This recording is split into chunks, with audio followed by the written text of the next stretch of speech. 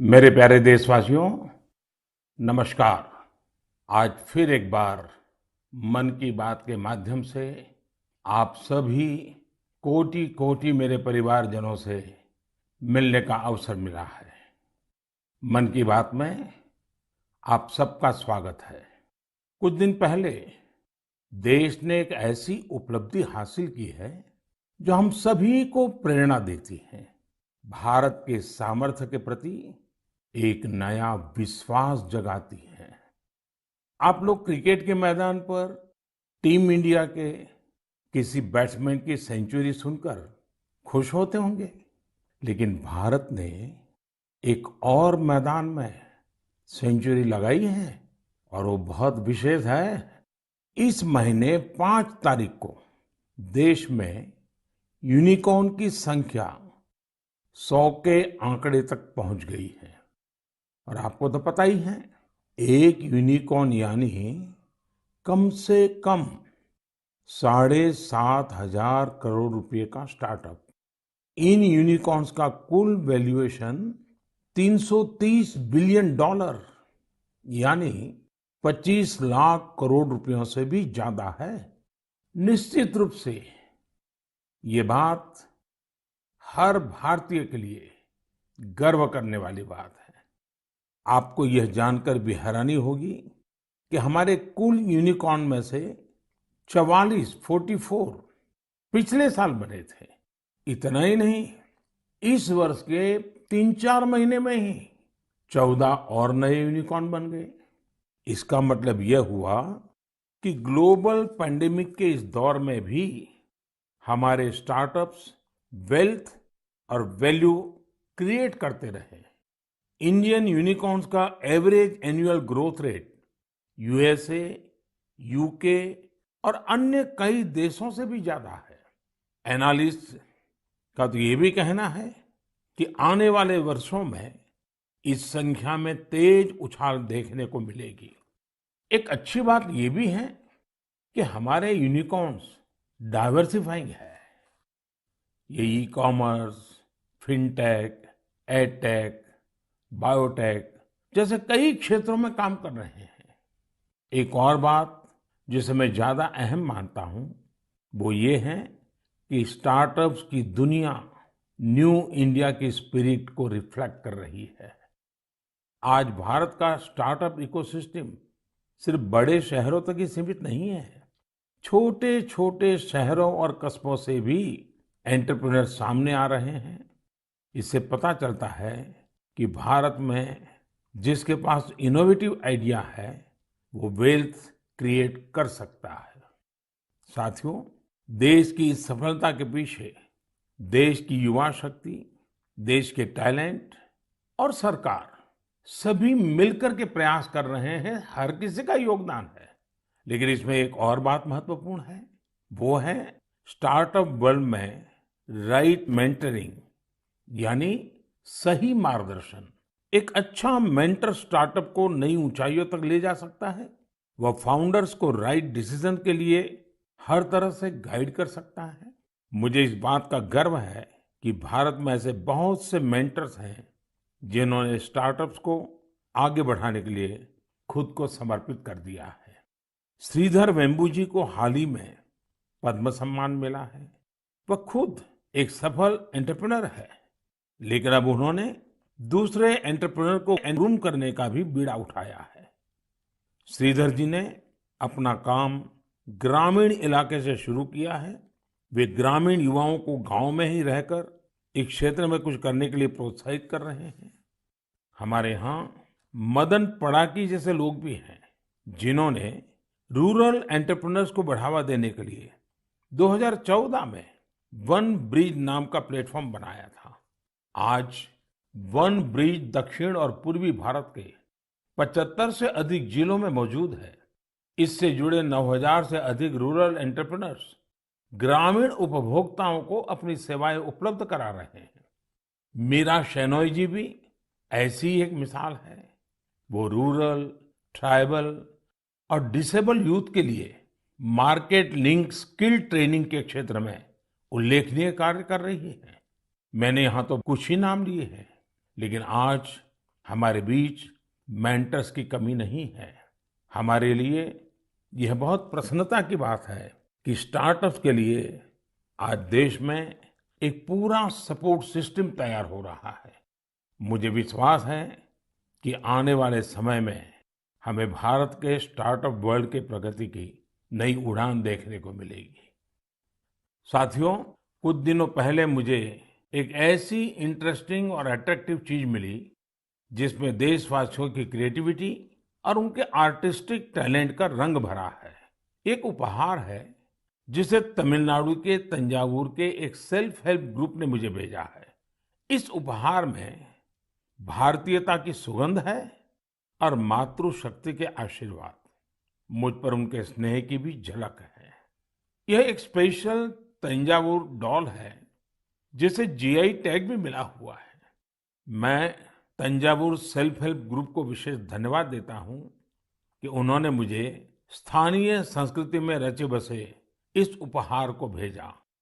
वैसे साथियों, ये तंजावुर डॉल जितनी खूबसूरत होती है, उतनी ही खूबसूरती से ये महिला सशक्तिकरण की नई गाथा भी लिख रही है। तंजावुर में महिलाओं के सेल्फ हेल्प ग्रुप्स के स्टोर और कियोस्क भी खुल रहे हैं। इसकी वजह से कितने ही गरीब परिवारों की जिंदगी बदल गई है। ऐसे कियोस्क और स्टोर्स की सहायता से महिलाएं अब अपने प्रोडक्ट ग्राहकों को सीधे बेच पा रही हैं।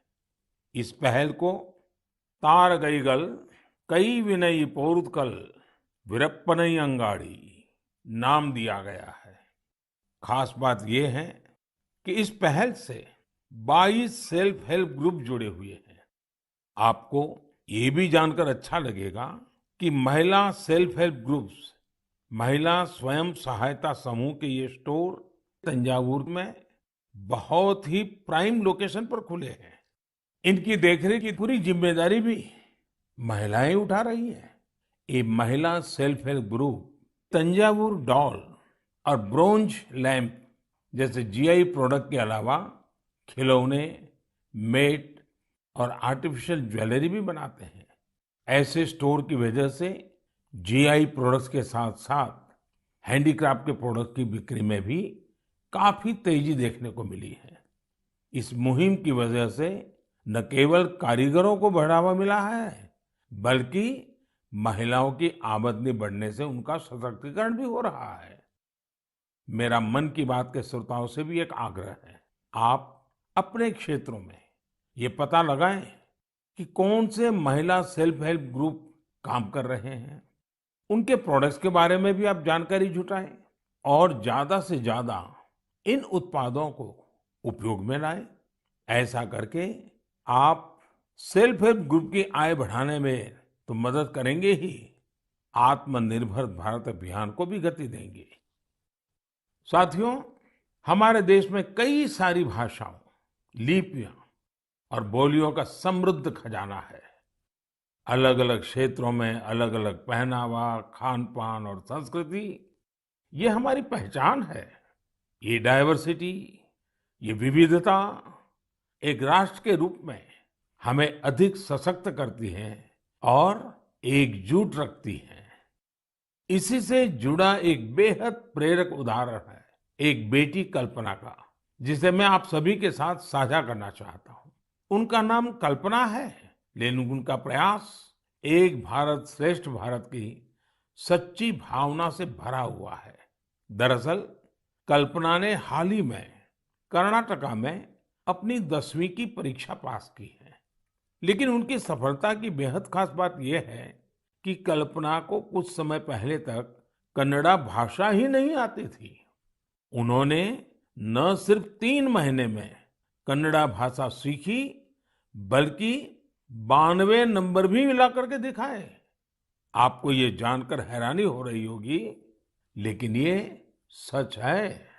उनके बारे में और भी कई बातें ऐसी हैं जो आपको हैरान भी करेगी और प्रेरणा भी देगी। कल्पना मूल रूप से उत्तराखंड के जोशीमठ की रहने वाली है। वे पहले टीबी से पीड़ित रही थी और जब वे तीसरी कक्षा में थी, तभी उनकी आंखों की रोशनी भी चली गई थी। लेकिन कहते हैं ना, जहां चाह वहां राह। कल्पना बाद में मैसूरू की रहने वाली प्रोफेसर तारामूर्ति के संपर्क में आई, जिन्होंने न सिर्फ उन्हें प्रोत्साहित किया, बल्कि हर तरह से उनकी मदद भी की। आज वो अपनी मेहनत से हम सब के लिए एक उदाहरण बन गई है। मैं कल्पना को उनके हौसले के लिए बधाई देता हूँ।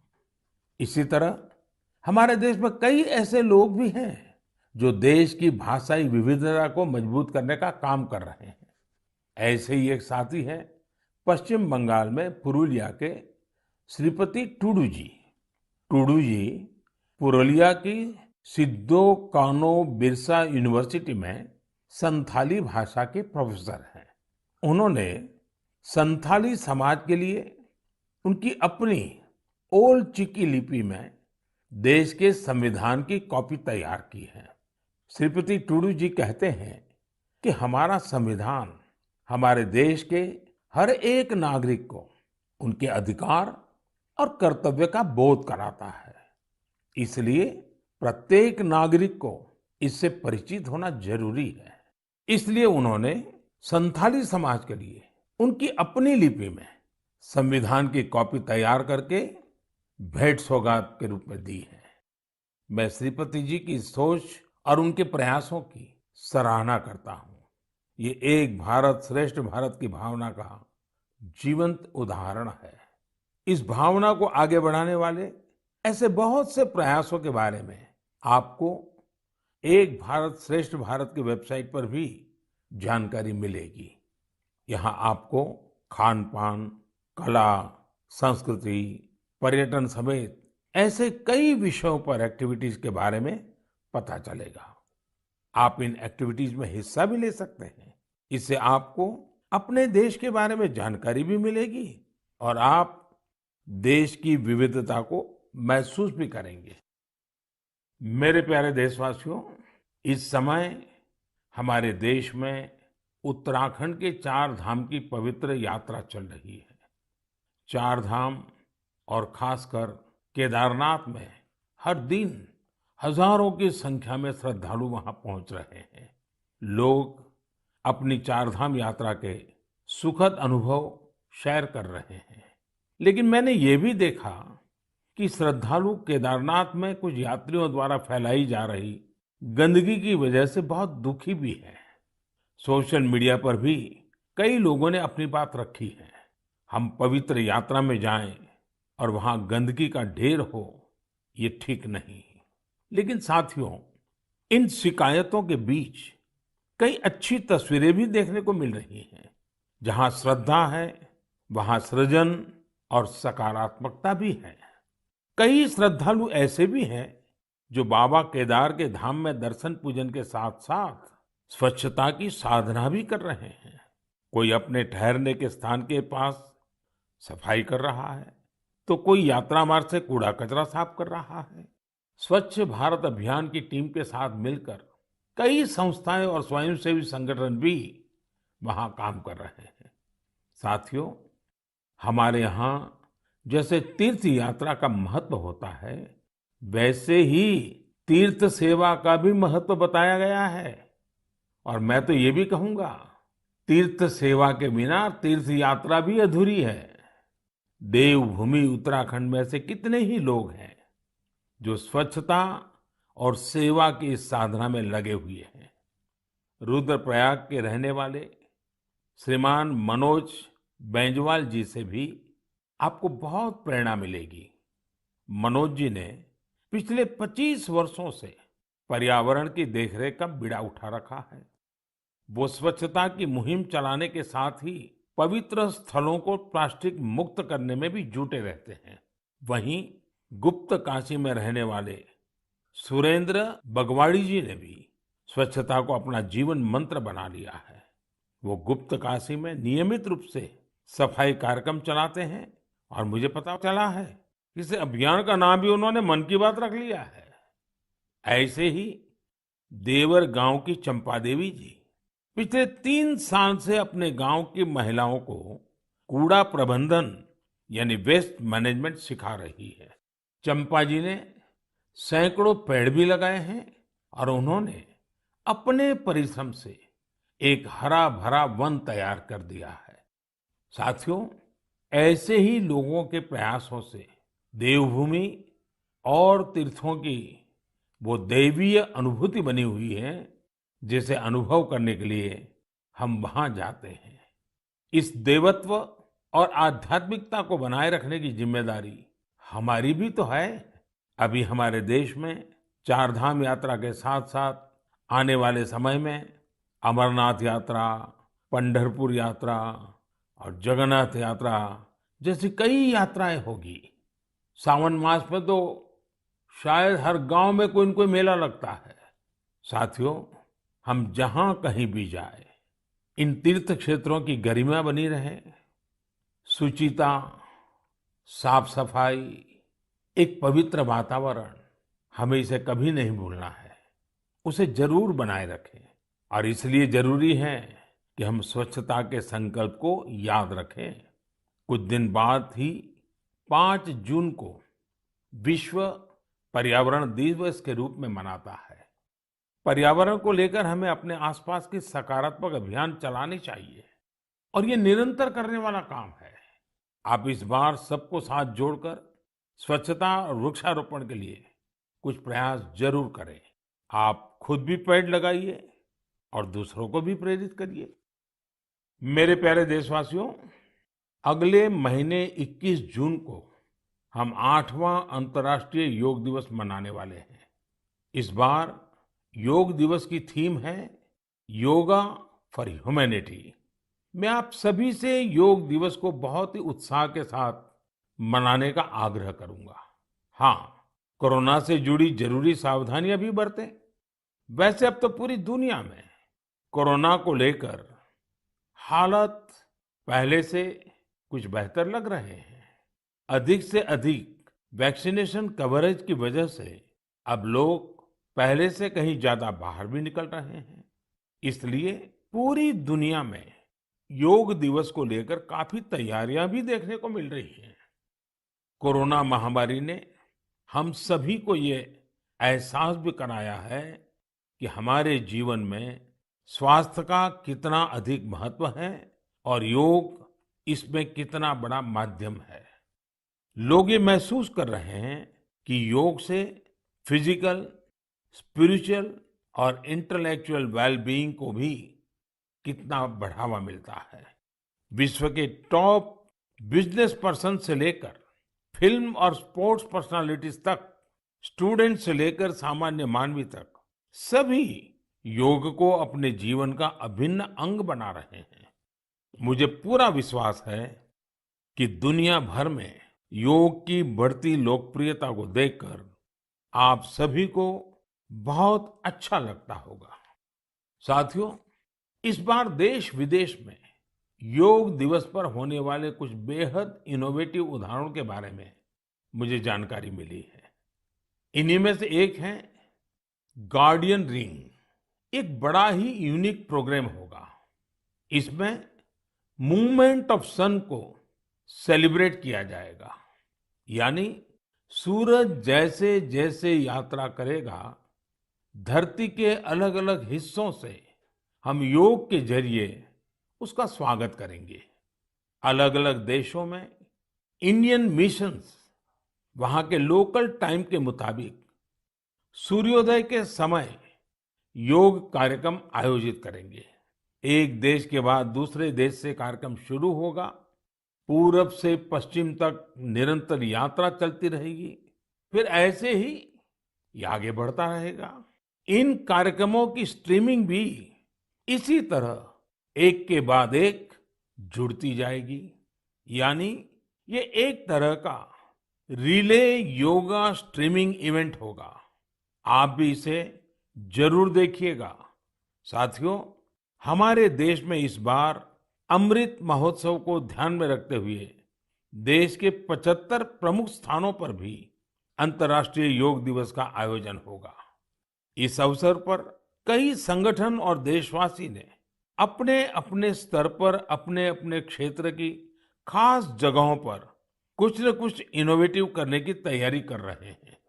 मैं आपसे भी ये आग्रह करूंगा, इस बार योग दिवस मनाने के लिए आप अपने शहर, कस्बे या गांव की किसी ऐसी जगह चुनें जो सबसे खास हो। ये जगह कोई प्राचीन मंदिर और पर्यटन केंद्र हो सकता है, या फिर किसी प्रसिद्ध नदी, झील या तालाब का किनारा भी हो सकता है। इससे योग के साथ साथ आपके क्षेत्र की पहचान भी बढ़ेगी और पर्यटन को भी बढ़ावा मिलेगा।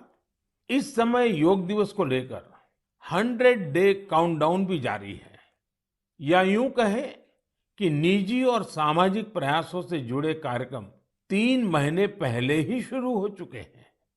जैसा कि दिल्ली में 100वें दिन और 75वें दिन के काउंटडाउन प्रोग्राम्स हुए हैं, वहीं असम के शिवसागर में 50वें और हैदराबाद में 25वें काउंटडाउन इवेंट आयोजित किए गए। मैं चाहूंगा कि आप भी अपने यहाँ अभी से योग दिवस की तैयारियां शुरू कर दीजिए। ज्यादा से ज्यादा लोगों से मिलिए। हर किसी को योग दिवस के कार्यक्रम में जुड़ने के लिए आग्रह कीजिए, प्रेरित कीजिए। मुझे पूरा भरोसा है कि आप सभी योग दिवस में बढ़ चढ़कर के हिस्सा लेंगे, साथ ही योग को अपने दैनिक जीवन में भी अपनाएंगे। साथियों, कुछ दिन पहले मैं जापान गया था। अपने कई कार्यक्रमों के बीच मुझे कुछ शानदार शख्सियतों से मिलने का मौका मिला। मैं मन की बात में आपसे उनके बारे में चर्चा करना चाहता हूँ। वे लोग हैं तो जापान के, लेकिन भारत के प्रति इनमें गजब का लगाव और प्रेम है। इनमें से एक है हिरोशी कोइके जी, जो एक जाने माने आर्ट डायरेक्टर है। आपको ये जानकर बहुत ही खुशी होगी कि इन्होंने महाभारत प्रोजेक्ट को डायरेक्ट किया है। इस प्रोजेक्ट की शुरुआत कंबोडिया में हुई थी और पिछले 9 सालों से ये निरंतर जारी है। हिरोशी कोइके जी हर काम बहुत ही अलग तरीके से करते हैं। वे हर साल एशिया के किसी देश की यात्रा करते हैं और वहाँ लोकल आर्टिस्ट और म्यूजिशियंस के साथ महाभारत के कुछ हिस्सों को प्रोड्यूस करते हैं। इस प्रोजेक्ट के माध्यम से उन्होंने इंडिया, कंबोडिया और इंडोनेशिया सहित 9 देशों में प्रोडक्शन किए हैं और स्टेज परफॉर्मेंस भी दी है। हिरोशी कोइके जी उन कलाकारों को एक साथ लाते हैं जिनका क्लासिकल और ट्रेडिशनल एशियन परफॉर्मिंग आर्ट्स में डाइवर्स बैकग्राउंड रहा है। इस वजह से उनके काम में विविध रंग देखने को मिलते हैं। इंडोनेशिया, थाईलैंड, मलेशिया और जापान के परफॉर्मर्स जावा नृत्य, बाली नृत्य, थाई नृत्य के जरिए इसे और आकर्षक बना देते हैं। खास बात यह है कि इसमें प्रत्येक परफॉर्मर अपनी ही मातृभाषा में बोलता है और कोरियोग्राफी बहुत ही खूबसूरती से इस विविधता को प्रदर्शित करती है। और म्यूजिक की डाइवर्सिटी इस प्रोडक्शन को और जीवंत बना देती है। उनका उद्देश्य इस बात को सामने लाना है कि हमारे समाज में डाइवर्सिटी और कोएग्जिस्टेंस का क्या महत्व है और शांति का रूप वास्तव में कैसा होना चाहिए। इनके अलावा मैं जापान में जिन अन्य 2 लोगों से मिला, वे हैं आत्सुशि मात्सुओ जी और केंजी योशी जी। ये दोनों ही टेम प्रोडक्शन कंपनी से जुड़े हैं। इस कंपनी का संबंध रामायण की उस जापानीज एनिमेशन फिल्म से है जो 1993 में रिलीज हुई थी। यह प्रोजेक्ट जापान के बहुत ही मशहूर फिल्म डायरेक्टर युगो साकोजी से जुड़ा हुआ था। करीब 40 साल पहले 1983 में उन्हें पहली बार रामायण के बारे में पता चला था। रामायण उनके हृदय को छू गई, जिसके बाद उन्होंने इस पर गहराई से रिसर्च शुरू कर दी। इतना ही नहीं, उन्होंने जापानी भाषा में रामायण के 10 वर्जन्स पढ़ डाले और वो इतने पर ही नहीं रुके। वे इसे एनिमेशन में भी उतारना चाहते थे। इसमें इंडियन एनिमेटर्स ने भी उनकी काफी मदद की। उन्हें फिल्म में दिखाए गए भारतीय रीति रिवाजों और परंपराओं के बारे में गाइड किया गया। उन्हें बताया गया कि भारत में लोग धोती कैसे पहनते हैं, साड़ी कैसे पहनते हैं, बाल कैसे बनाते हैं, बच्चे परिवार के अंदर एक दूसरे का मान सम्मान कैसे करते हैं, आशीर्वाद की परंपरा क्या होती है, प्रातः उठ करके अपने घर के जो सीनियर है उनको प्रणाम करना, उनके आशीर्वाद लेना, ये सारी बातें अब 30 सालों के बाद यह एनिमेशन फिल्म फिर से 4K में रीमास्टर की जा रही है। इस प्रोजेक्ट के जल्द ही पूरा होने की संभावना है। हमसे हजारों किलोमीटर दूर जापान में बैठे लोग जो न हमारी भाषा जानते हैं, जो न हमारी परंपराओं के बारे में उतना जानते हैं, उनका हमारी संस्कृति के लिए समर्पण, ये श्रद्धा, ये आदर बहुत ही प्रशंसनीय है। कौन हिंदुस्तानी इस पर गर्व नहीं करेगा।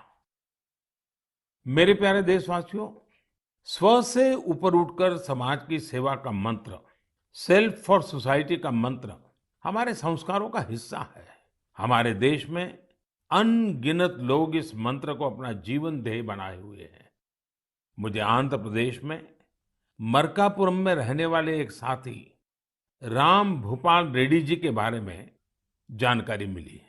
आप जानकर हैरान रह जाएंगे कि राम भूपाल रेड्डी जी ने रिटायरमेंट के बाद मिलने वाली अपनी सारी कमाई बेटियों की शिक्षा के लिए दान कर दी है। उन्होंने करीब करीब 100 बेटियों के लिए सुकन्या समृद्धि योजना के तहत खाते खुलवाए और उसमें अपने 25 लाख से ज्यादा रुपए जमा करवा दिए। ऐसे ही सेवा का एक और उदाहरण यूपी में आगरा के कचौरे गांव का है। काफी साल से इस गांव में मीठे पानी की किल्लत थी। इस बीच गांव के एक किसान कुंवर सिंह को गांव से 6-7 किलोमीटर दूर अपने खेत में मीठा पानी मिल गया। ये उनके लिए बहुत खुशी की बात थी। उन्होंने सोचा, क्यों न इस पानी से बाकी सभी गांववासियों की भी सेवा की जाए। लेकिन खेत से गांव तक पानी ले जाने के लिए 30-32 लाख रुपए चाहिए थे। कुछ समय बाद कुंवर सिंह के छोटे भाई श्याम सिंह सेना से रिटायर होकर गांव आए तो उन्हें ये बात पता चली। उन्होंने रिटायरमेंट पर मिली अपनी सारी धनराशि इस काम के लिए सौंप दी और खेत से गांव तक पाइपलाइन बिछाकर गांव वालों के लिए मीठा पानी पहुंचाया। अगर लगन हो, अपने कर्तव्यों के प्रति गंभीरता हो, तो एक व्यक्ति भी कैसे पूरे समाज का भविष्य बदल सकता है, ये प्रयास इसकी बड़ी प्रेरणा है। हम कर्तव्य पथ पर चलते हुए ही समाज को सशक्त कर सकते हैं, देश को सशक्त कर सकते हैं। आजादी के इस अमृत महोत्सव में यही हमारा संकल्प होना चाहिए और यही हमारी साधना भी होनी चाहिए, और जिसका एक ही मार्ग है, कर्तव्य, कर्तव्य और कर्तव्य। मेरे प्यारे देशवासियों, आज मन की बात में हमने समाज से जुड़े कई महत्वपूर्ण विषयों पर चर्चा की। आप सब अलग अलग विषयों से जुड़े महत्वपूर्ण सुझाव मुझे भेजते हैं और उन्हीं के आधार पर हमारी चर्चा आगे बढ़ती है। मन की बात के अगले संस्करण के लिए अपने सुझाव भेजना भी मत भूलिएगा। इस समय आजादी के अमृत महोत्सव से जुड़े जो कार्यक्रम चल रहे हैं, जिन आयोजन में आप शामिल हो रहे हैं, उनके बारे में भी मुझे जरूर बताइए। नमो ऐप और माय गॉव पर मुझे आपके सुझावों का इंतजार रहेगा। अगली बार हम एक बार फिर मिलेंगे, फिर से देशवासियों से जुड़े ऐसे ही विषयों पर बातें करेंगे। आप अपना ख्याल रखिए और अपने आसपास सभी जीव जंतुओं का भी ख्याल रखिए। गर्मियों के इस मौसम में आप पशु पक्षियों के लिए खाना पानी देने का अपना मानवीय दायित्व भी निभाते रहें। ये जरूर याद रखिएगा। तब तक के लिए बहुत बहुत धन्यवाद।